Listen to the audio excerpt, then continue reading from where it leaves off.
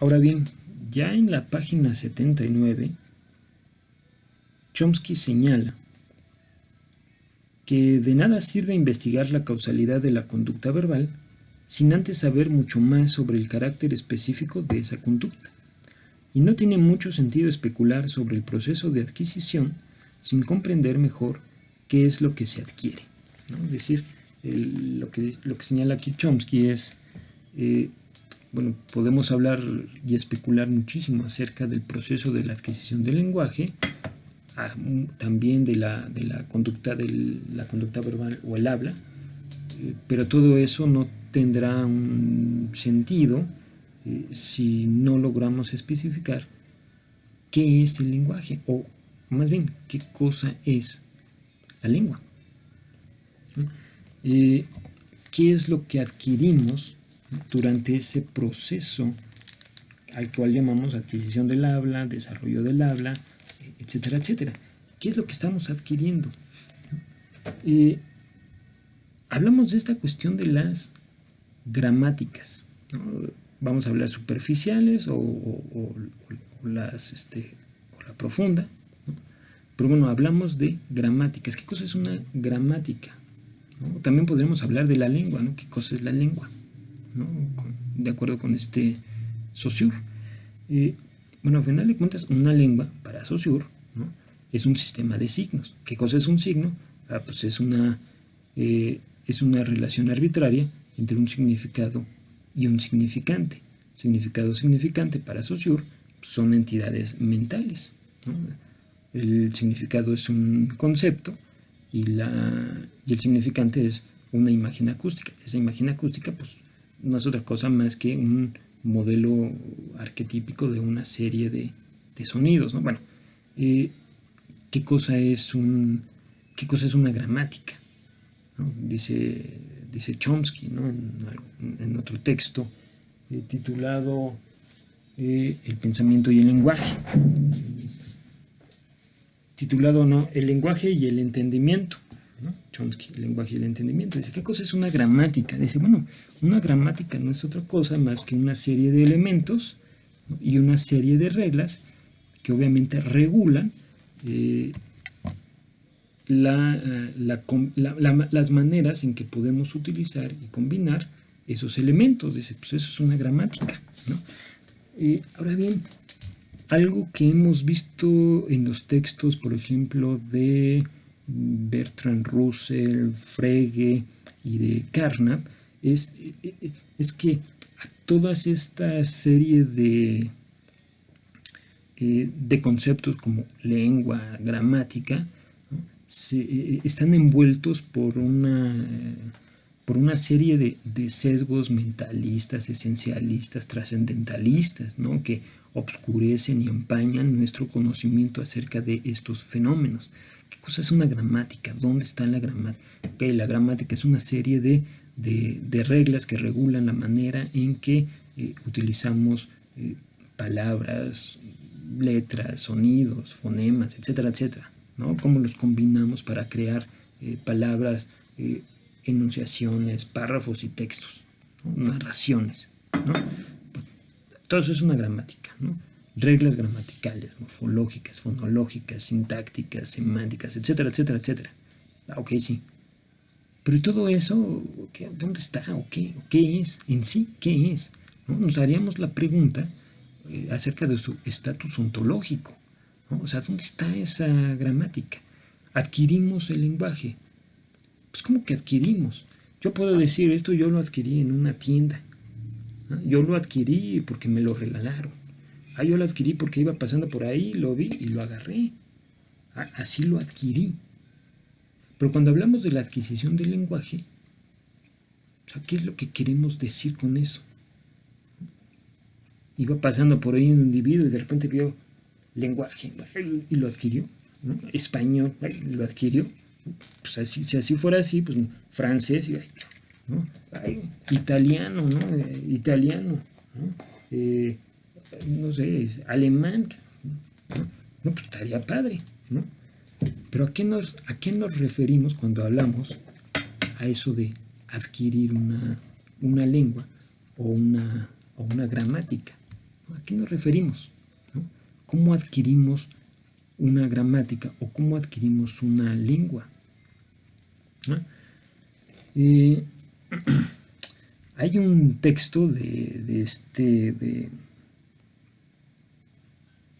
Claude Lévi-Strauss, ¿no? Se titula El concepto de estructura en etnología. Está en el libro titulado Antropología Estructural, el de Antropología Estructural 1, ¿no? El que está editado en, ¿cómo se llama? Alfaguara. Está en Eudeva, en Paidós, Antropología Estructural de Paidós. Bueno, en ese texto que se titula El concepto de estructura en etnología, Claude Lévi-Strauss señala que una estructura no pertenece al plano de lo empírico, sino al plano de lo epistémico, ¿no? Lévi-Strauss lo que señala es que una estructura es un modelo, ¿no? Un modelo desarrollado por los individuos para poder comprender y calcular la conducta de un grupo de individuos como sociedad, ¿no? A lo que voy es lo siguiente.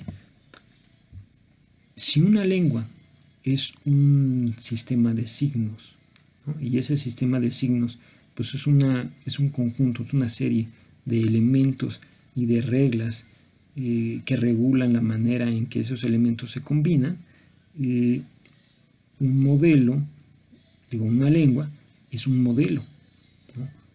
Un modelo, dice Lévi-Strauss, es una serie de elementos y una serie de reglas con las cuales el individuo representa la realidad, ¿no? Con la finalidad de comprenderla y calcularla, es decir, predecirla, ¿no? Ahora bien, esos modelos, dice Lévi-Strauss, son de diferentes tipos, ¿no? Dentro de estos tipos están los modelos conscientes y los modelos inconscientes. Los modelos conscientes generalmente son normas y los modelos inconscientes son asociaciones simbólicas. Una gramática, ¿no? De la manera en que estamos habituados a entenderla coloquialmente como una serie de normas, es un modelo consciente, una serie de normas que regulan el comportamiento del individuo, ¿no? La gramática del español, la gramática del francés, del náhuatl, cuando son modelos conscientes, son una serie de normas que regulan la manera en que el individuo debe de, en este caso, de hablar, de comportarse. Se dice viste, no vistes. Se dice lleno, no llenado. Se dice quepo, no cabo, ¿no? Es un modelo consciente. Es un modelo consciente porque es un conjunto de normas, de reglas, ¿no? De leyes y de sanciones. Por otro lado, un modelo inconsciente pues no es más que una serie de asociaciones simbólicas, y con simbólica no necesariamente nos estamos refiriendo a cosas ahí mentales, simbólicas, ¿no? Que el individuo realiza o dentro de las cuales el individuo participa, pero sin tener una norma, vamos a decir, concreta, ¿no? Lo hacemos porque así lo hacemos, ¿no? Pero no es que tengamos conscientemente la norma de que es que así es como se debe de hacer, no. Cuando tenemos la norma consciente es cuando estamos precisamente prescribiendo cómo debemos hacer las cosas. No se dice viste, no se dice vistes, se dice viste, ¿no? Pero lo hacemos consciente. Ahí aparecería esto del autorreforzamiento. Nos estamos condicionando. O sea, no se dice vistes, se dice viste, ¿no? Pero en nuestra vida coloquial, que nosotros estamos actuando libremente, y así como podemos decir viste, pues también podemos decir vistes en algún momento, ¿no? ¿Vistes? ¿No? de repente uno se refuerza, ¿no? Se hace consciente y dice, ¿qué dijiste? ¿Qué dijiste? No, dijiste, no, así no, dijiste, ¿no? Refuerzo. Bueno, el caso es a lo que voy es lo siguiente, ¿no? Cuando hablamos de gramáticas, ¿no? Muchas veces tenemos esa tentación, ¿no? De hacernos la pregunta por su estatus ontológico, ¿no? Ay, ¿dónde está la gramática? ¿Está en la mente? ¿Está en los genes? ¿O dónde está? ¿No? ¿Allá está en el mundo de las ideas de Platón? ¿O qué? No, no, no, ¿no? De entrada diría Bertrand Russell, Frege y Carnap, no nos metamos en pseudo problemas. Una gramática es un modelo. Es un modelo que los individuos elaboran para representar la realidad, en este caso la conducta de los individuos, y poder comprenderla y poder calcularla, poder tal vez hasta regularla, ¿no? Cuando se hace una gramática, un modelo como modelo consciente, no como modelo descriptivo, sino como modelo consciente, ¿no? Un modelo consciente sería una gramática prescriptiva, ¿no? Que establece las maneras en que los individuos deben de comportarse, las maneras en que los individuos tienen que hablar. Un modelo inconsciente me parece que sería una gramática descriptiva, ¿no? Una gramática que lo que establece es la manera en que los individuos hablan, la manera en que los individuos se comportan, no la manera en que deben de comportarse, sino la manera en que se comportan, ¿no? Ese sería un modelo inconsciente porque no está buscando normar.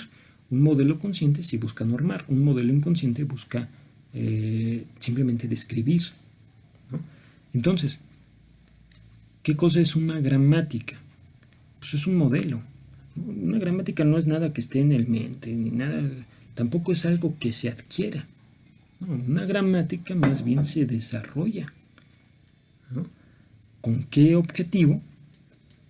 Con el objetivo de describir cómo se comporta el individuo o cómo hablan los individuos, o con el objetivo de normar la manera en que se comporta o hablan los individuos, ¿no?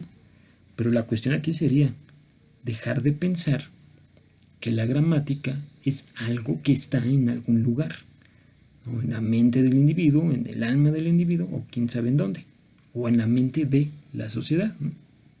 No, dejemos eso, dejemos de pensar eso, ¿no? Más bien pensemos que una gramática es un modelo que elabora un investigador o el mismo individuo para describir o normar su conducta. Ahora bien, eso no implica negar la existencia de la mente. Simplemente estamos diciendo que de eso no sabemos mucho y no hay que, como diría, o como más bien como dijo Wittgenstein, ¿no? De lo que no podemos hablar, pues es mejor callar, ¿no? Que podemos saber acerca de la mente. Pues no mucho, ¿no? Pero sí podemos saber más de las gramáticas entendidas como modelos, ya sean conscientes o inconscientes.